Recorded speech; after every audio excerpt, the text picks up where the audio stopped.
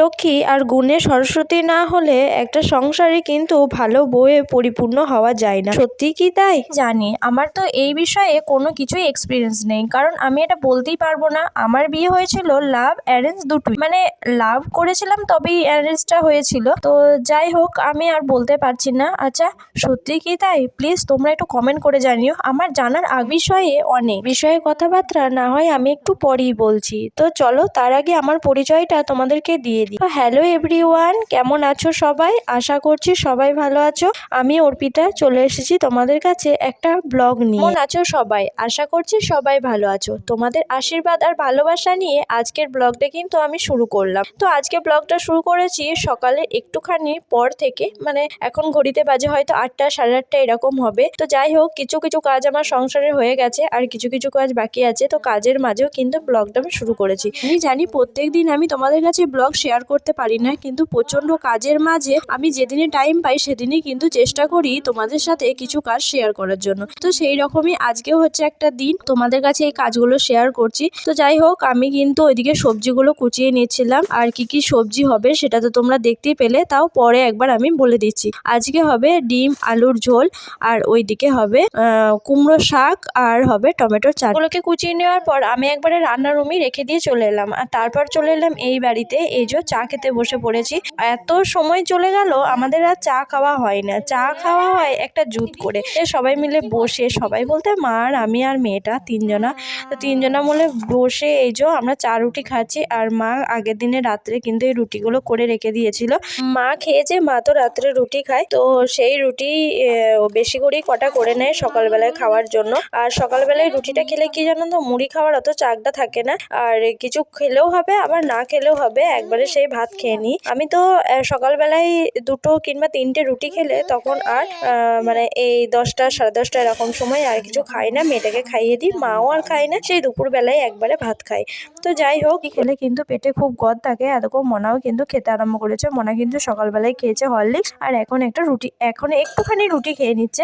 একটা রুটি, গোটা রুটি খাইনি, তো একটুখানি রুটি খেয়ে নিচ্ছে। আর চাটা আমি করলাম। আমি তো সকালবেলায় তাড়াতাড়ি করে কাপড় কেচে নিই। তো কাপড় কেচে এসে আমি কিন্তু চাটা করলাম আর মাকে ডাকলাম। আর তারপর দেখো, এদিকে আমি চলে এসেছি বিছানাটা গোছানোর জন্য। মনা এদিকে দেখো, মনা আমার পেছনে পেছনে ঘুরছে। আর ওকে আগের দিনে একটা ছড়া শিখিয়ে দিয়েছিলাম, তাই মামার বাড়ি যাই সেই ছড়াটাই ও বলছে। একবার করে খাটের কাছে আসছে, শুয়ে পড়ছে, আর ওই ছড়াটাই রিভিউ করছে। বেশ ভালো লাগছে রিভিউ করছে বলে। আর মনা জানো তো, আগের দিনে যেটা শেখানো হয় না, পরের দিন সেটা রিভিউ করে। পরের দিনে সকালবেলা একদিন পড়তে বসানো হয়, আবার একদিন পড়তে বসানো হয় না। যেমন হচ্ছে আজকের দিনটা ওকে কিন্তু পড়তে বসানো হয়নি। আবার যেদিনে টাইম থাকে সেদিনে কিন্তু ওকে পড়তে বসাই। যতটা পারি আমি ওকে টাইম দেওয়ার চেষ্টা করি, কিন্তু ওকে আমার পড়াতে গিয়ে মাথা পুরো খারাপ হয়ে যায়। মানে ওকে যখন আমি একটা কিছু পড়াবো, ওর যদি মন থাকে তাহলে পড়ে, আর মন না থাকলেও পড়ে না। কি করব বলো? তখন আমি মাথায় হাত দিয়ে চিন্তা করি, এই মেয়েকে কি আমি পড়া শেখাতে আদৌ পারবো? আমার ছোটবেলাতে আমি এই এখন যেমন মনা করছে সেরকম নিশ্চয়ই আমিও করি। আমার বাবা মা যে আমাকে কি করে পড়াশোনা শিখিয়েছে সেটাই হচ্ছে চিন্তার বিষয়। তা আমি এখন আমার মেয়েকে কিভাবে পড়া শেখাবো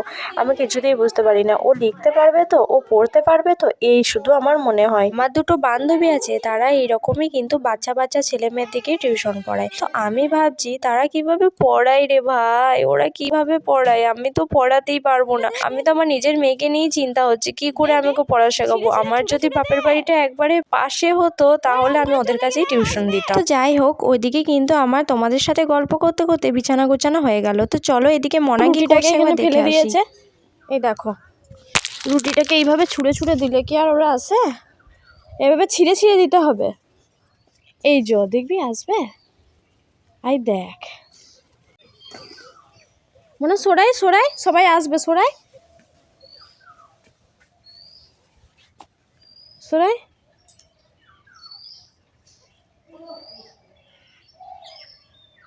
ওনার সাথে কাককে রুটি খাওয়াতে গিয়ে আমার কিন্তু অনেকটাই দেরি হয়ে গেল। তাই জব করে চলে এলাম এক বালতি জল নিয়ে ঘরটা মোছার জন্য। আর আমি এখন ম্যাজিক করে নিই। না ভাই, এটা ম্যাজিক করার পেছনে অনেক খাটনি আছে। তো দেখো, আমার কিন্তু ঘর মোছা কমপ্লিট হয়ে গেছে।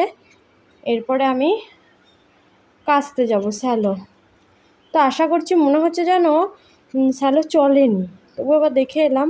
কিন্তু জলের এতটাই সমস্যা যে আমাকে যেতেই হবে স্যালো। তো চলো, ভেতরে ঘরের রুমের এই যে পাখাটা আমি চালিয়ে দিয়েছিলাম, তার কারণ হচ্ছে একবার শুকানোর জন্যে আমি এটা অফ করে দিলাম। কারণ হচ্ছে এটাকে আমাকে নিয়ে যেতে হবে, ওড়নাটাকে। এই পড়ে যাচ্ছে কেমন, এই ওড়নাটাকে নিয়ে যাব। নাইটি পরে আছি, তো সেই জন্যই কিন্তু এই ওড়নাটাকে নিয়ে যাব। আর ঝপাঝপ কেচে চলে আসি গা। কেচে এসে আমি স্নান করেই তারপরে শুরু করব রান্না।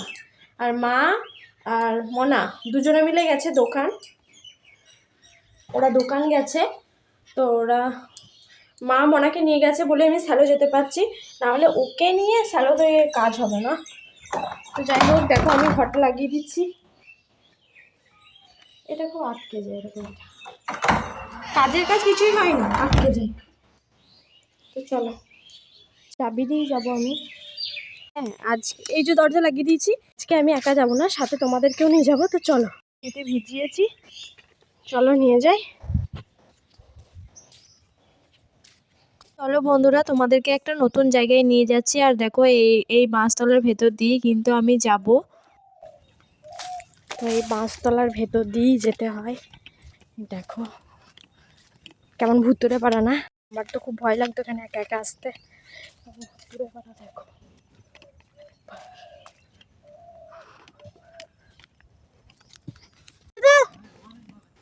এইখানটায় এক্ষুনি বন্ধ করলো। দেখো পজিশন খারাপ, এইখানটাতে জল থাকে, এইখানটাতে জল নেই। এই যে এইখানটা স্যালোটা চললে এতটা পর্যন্ত জল আসে, এই স্ল্যাবটাতেই কাঁচা হয়। কিন্তু এই দেখো জল, আর স্যালো আছে ওইখানে। খাই তোমাদেরকে, ওই দেখো স্যালোটা, এই যে। কিন্তু কাচবো কিভাবে আমি? একটা কাজ করি, এক বালতি জল ওখান থেকে নিয়ে আসি, নিয়ে এসে এই স্যালোটাতে, এই স্ল্যাবটাতে দূরে নিই, দিয়ে ওইখানে গিয়ে ওগুলো ধুয়ে নেবো। কি বলো তোমরা? ঠিক বললাম তো? ওটাই করি। কি ঝুট ঝামেলায় পড়া গেল দেখো দেখিনি।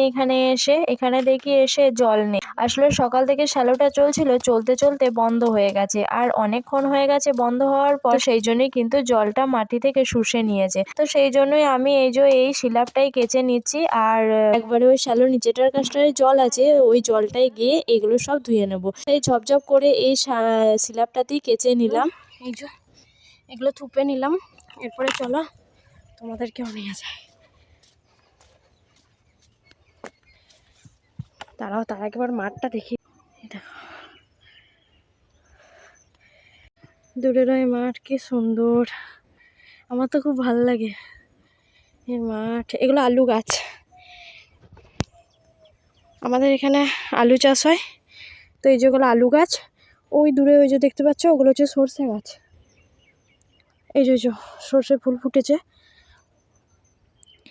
আর ওই দেখো একটা মাঠের শ্যালো চলছে, ওই দেখো ওই শ্যালোটাতে যখন বড় অনেক দেরি হয়ে যাচ্ছে। আলটা পেরুবো।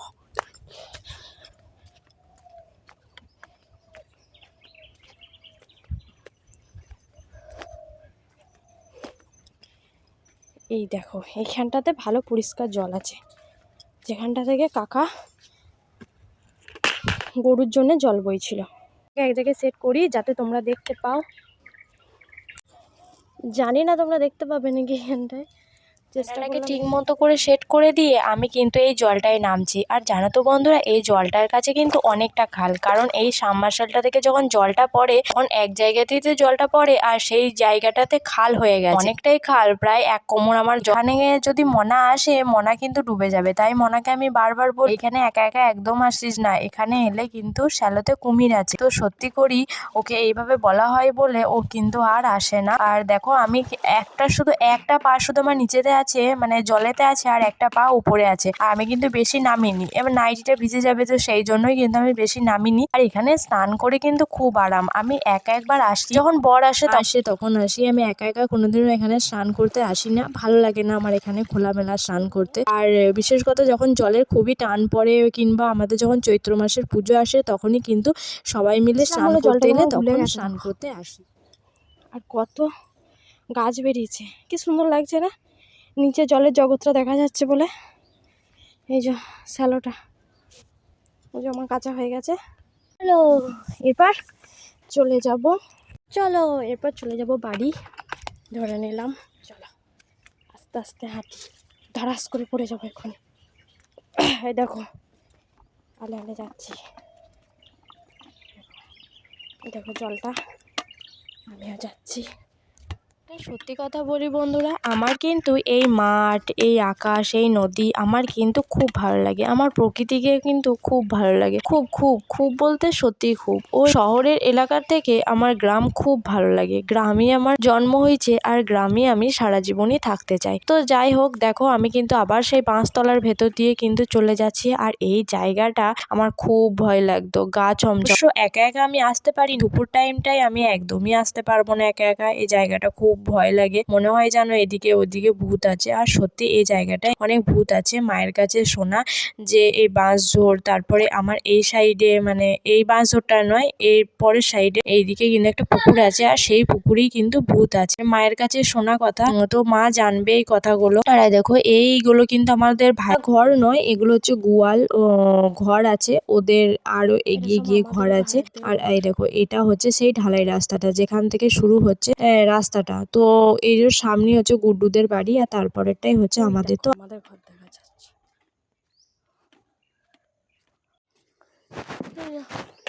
আমি এখন বাড়ি চলে এলাম, চাবি দিয়ে গিয়েছিলাম, আর এখনো দেখছি মা আর মেয়ে আসেনি। মা আর মেয়ে গেছে সেই দোকান গেছে, ওরা এখনো আসেনি। আমি শাটারটা খুলে ছাদে চলে যাই জামা কাপড়গুলো মিলে দিতে, আর তার করতে করতেই মনে হয় নিশ্চয়ই মা চলে আসবে। তো চলো আমি কিন্তু এরপর ছাদে যাচ্ছি জামা কাপড়গুলো মিলতে, আর চলেও এলাম ছাদে জামা কাপড় মিলতে। আর এখন রোদের যা তাপ দিয়েছে, বাপরে বাপ, এত জামা কাপড় কেচেও আরাম আর শুকিয়েও আরাম। তাই মনের পারনগুলোও কেচে দিয়েছি। আর দেখছো তো জলের আমাদের এখানে কত সমস্যা। আমাদের এখানে জলের সমস্যাটা এতটা ছিল না জানো তো, এখন এই বালি খাদানগুলো করে এত জলের সমস্যা হয়ে গেছে। যত বালি কুড়ছে নিচের দিকে তত জল নেমে যাচ্ছে। তো সেই কারণেই কিন্তু হয়তো মনে হয় যেন সেই কারণেই জলের জন্য আমাদের এত কষ্ট হচ্ছে। কাজ তো সারা হয়ে গেল, তো চলো এখন আর দেখাচ্ছি না তোমাদেরকে কি কি করছি না করছি। স্নান করে আসি, স্নান করে এসে আবার দেখা হবে তোমাদের সাথে।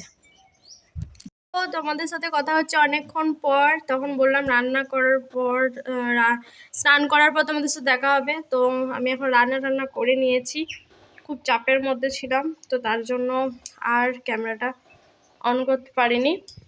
তো মনার স্নান করিয়ে দিয়েছি, এরপর মনাকে ভাত খাওয়াবো। মন্না যাচ্ছে গায়ে ধোয়াতে। বাবা, আমি বাটিতে জল নিয়ে কোথায় যাচ্ছি? আরে যাচ্ছি গায়ে ধোয়াতে এসেছে না, সেই জন্যই যাচ্ছি। মনা আমার আগে এগিয়ে চলে গেছে, আর আমি পরে এলাম একটু জল নিয়ে, জলটা লাগিয়ে দুধেতে দেওয়ার জন্য। তো সেই জলটা নিয়েই চলে এলাম। দেখো মনা এখানে দাঁড়িয়ে আছে আর কাকা ওইদিকে গায়ে ধোয়াচ্ছে। গায়ে ধোয়ানো হয়ে গেছে, তো সেই জন্যই দুধটা আবার হাতে করে নিয়ে এসে এই যে এখানে ঢাকা দিয়ে দিলাম। আর বিড়ালের উৎপাতের জন্য আমি এই সাঁড়াশিটা এই ঢাকাটার উপর চাপিয়ে দিচ্ছি। তো চলো আমি এরপর খেয়ে নিই। আর আজকে কি কি রান্না করেছি দেখাই। বললাম না টমেটোর চাটনি হবে, কিন্তু টমেটোর চাটনি বদলে আজকে পেঁয়াজ কলি আলু ভাজা হয়ে গেছে, আর হয়েছে আর ডিমের ঝোল। আর এই যে দুধ চাপিয়ে দিয়েছি, তো দুধটা গরম হয়ে যাক। আর আজকের ভিডিওটা এই পর্যন্তই বন্ধুরা, ভালো লাগলে প্লিজ সাবস্ক্রাইব করে দিয়ে যেও, আর লাইক শেয়ার কমেন্ট করতে কিন্তু একদমই ভুলো না।